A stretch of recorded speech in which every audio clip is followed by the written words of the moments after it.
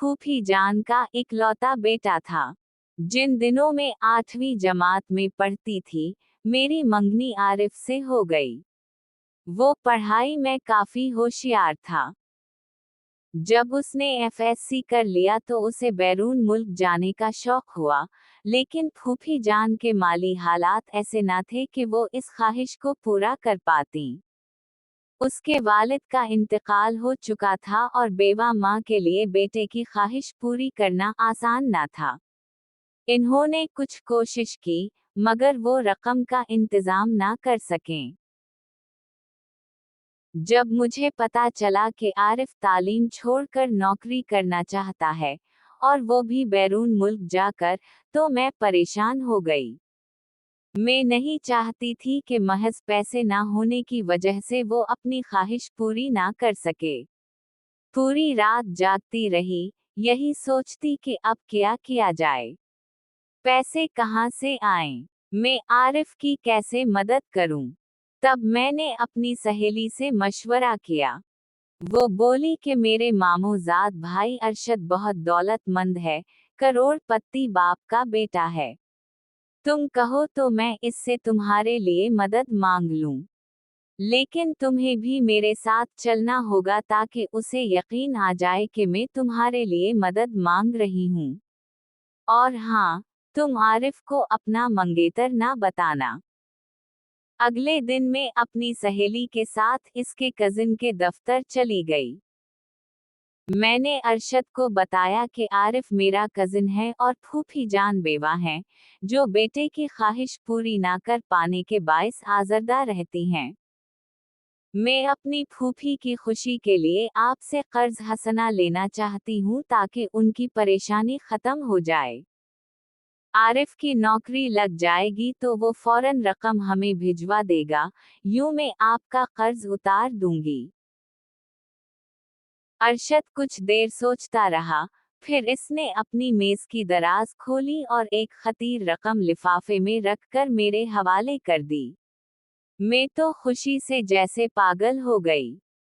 यकीन नहीं आता था कि एक अजनबी आदमी मुझ पर एतबार करके इतनी बड़ी रकम मेरे हवाले कर सकता है। बहरहाल, उसने मुझ पर एतबार कर लिया। इस लिहाज से वो एक फरिश्ता सीरत इंसान निकला। दफ्तर से निकलकर मैं सीधी फूफी जान के घर गई, मेरी सहेली भी साथ थी। मैंने फूफी को रकम का लिफाफा दिया और कहा कि रमशा मेरी बहुत अच्छी सहेली है, और ये रकम मैंने इससे उधार ली है। उसके वालिद मिल ऑनर और बहुत अमीर आदमी हैं। उनके लिए इतनी रकम की कोई खास अहमियत नहीं। आप ये आरिफ को दे दें ताकि वो मुल्क से बाहर जा सके। फूफी रकम लेने पर तैयार ना थीं। बड़ी मुश्किल से इन्होंने रकम ली। रमशा ने भी इन्हें कहा कि जब आरिफ भाई की नौकरी लग जाएगी तो आप ये रकम वापस लौटा दीजिएगा। जब आरिफ को मालूम हुआ कि मैंने अपनी सहेली से रकम का इंतजाम किया है, तो वो बहुत खुश हुआ और फौरन भाग दौड़ कर के बैरून मुल्क जाने की तैयारी में लग गया। जल्द ही इसे टिकट भी मिल गया और वो मुल्क से बाहर चला गया। 6 बरस बीत गए। शुरू में वो हर खत में लिखता था कि फिक्र ना करें, नौकरी मिलते ही रकम रवाना कर दूंगा। फिर एक खत आया कि नौकरी भी मिल गई है। मगर इसके बाद आहिस्ता आहिस्ता खत आने बंद हो गए। यूं 6 साल गुजर गए, मगर ना आरिफ वापस आया, ना रकम भेजी। फूफी जान इसकी फिक्र में बीमार रहने लगें। उधर अरशद ने मुझसे रकम का तकाजा शुरू कर दिया। पहले जब कभी मैं इसके दफ्तर जाती थी ताकि वो ये ना समझे कि मैंने इसका एहसान भला दिया है, तो वो बहुत इज्जत से पेश आता और कहता कि कोई बात नहीं, रकम तो मामूली है, जब मर्जी आए दे देना, परेशान होने की जरूरत नहीं। मगर अब इसका रवैया बदल चुका था। वो कहता कि रकम वापस होनी चाहिए।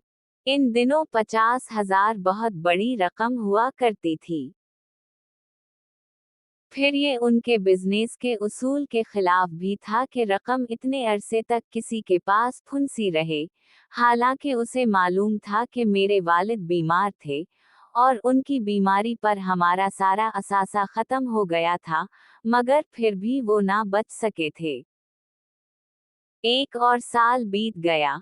फूफी जान मायूस होकर बिस्तर से जा लगें। हमें आरिफ का सहारा था और वो खत का जवाब तक ना देता था।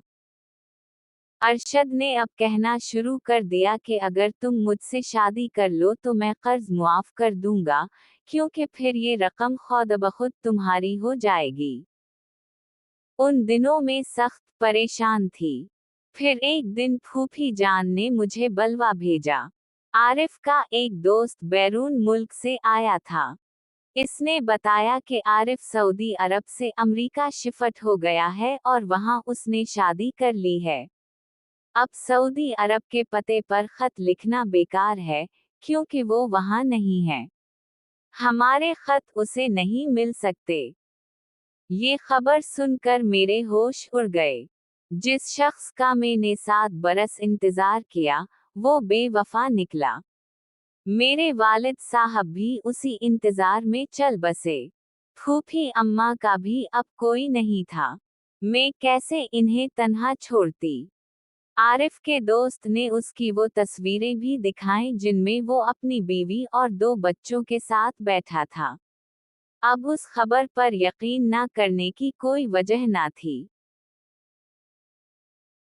मजबूर होकर मैंने अम्मी जान को अरशद के बारे में बताया कि आरिफ की वजह से मैं उस शख्स की कर्जदार हूँ और आरिफ अब हमारा नहीं रहा, जबकि अरशद रकम के एवज मुझसे रिश्ते का ख्वाहिशमंद है। रमशा की तो कब की शादी हो चुकी थी, वो अपने घर जा चुकी थी और इसका फिर मुझसे कोई वास्ता या राब्ता ना रहा था। अम्मी जान 2-3 दिन तक सोचती रहीं, फिर एक रोज खुद अरशद के ऑफिस चली गईं। इन्होंने इससे पूछा कि क्या तुम वाकई मेरी बेटी से शादी करना चाहते हो, या ये सब कुछ महज तफरीह तब के लिए है। अरशद ने कहा कि मैं आपकी बेटी को पसंद करता हूँ। 8 बरस गुजरने के बावजूद मैंने कभी आपकी लड़की से कोई गलत बात नहीं की। आप अपनी बेटी से पूछ सकती हैं और मेरा ये रवैया मेरी शराफत की दलील है। बेशक मैं शादीशुदा और बाल बच्चेदार आदमी हूँ, मगर मेरा वसी कारोबार और काफी दौलत है। मैं दूसरी शादी करके आपकी बेटी को खुश रख सकता हूँ। अम्मी जान ने सोचा कि न जाने अब कोई अच्छा रिश्ता मिले या ना मिले, लिहाजा इन्होंने हाँ कर दी। इन्होंने मुझे भी समझाया कि ये शख्स अच्छा इंसान मालूम होता है और मुझे उम्मीद है कि वो तुम्हें खुश रखने की कोशिश करेगा।